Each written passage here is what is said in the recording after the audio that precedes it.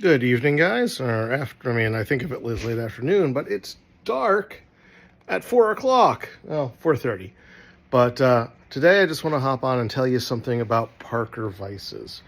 I love Parker Vises in a lot of ways, but Parker's, there's something you should avoid, and I just didn't. So with a Parker Vise here, this is a Parker 204.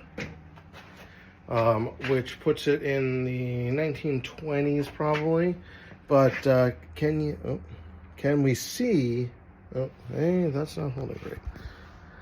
Can we see the issue as I go in the flashlight here?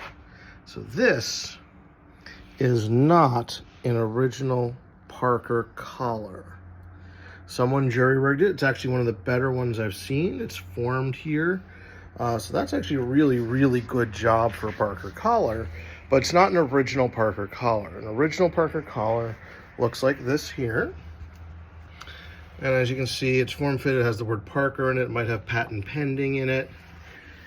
And it's one of the most difficult things to replace on a Parker vise. So if you're going to collect vises or restore vises and you want to sell them for the maximum profit or have them for the collectability, not having the original Parker collar is a really tough thing.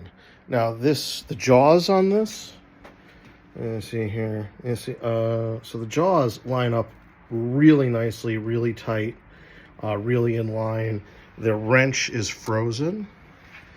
So this is a tough call. Like, I got this for free from a buddy of mine who knows I like vises, and he got it for basically nothing. But it's missing an original part. It does still have the wrench, which is frozen. Lockdown is currently frozen on it.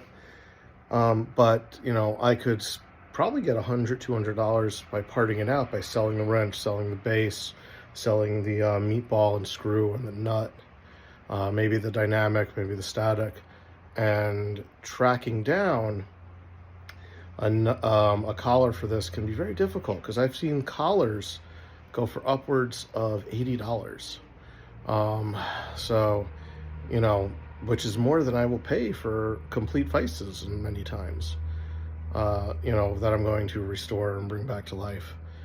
So it's a tough call, but if anyone's looking for a Parker vise and you're thinking about buying one, if it does not have the original retaining collar in the front, you need to think about it. If it's for you, for personal use, and you're happy with it, awesome. But if you're thinking about it as a collector or for resale value, it's one of the most difficult parts of the vise to replace, as Parker, through the years, the 1800s, all the way through the 1950s, they had, as far as I'm aware, over 75 different sizes of collar. And that's not just for the different size vises, you know, from 2 inches to 8-inch width, but as each different model was slightly different, designs were tweaked, that, you know, a 4-inch vise, then now the next model 4-inch vise had a different collar again. So anyone thinking about it, I just give you a heads up, but I'm pretty happy about it. And it'll be a fun project, and it'll be a good work vise for someone, for a shop, because the person who made the makeshift collar did a really good job. But it's, again, it's not original.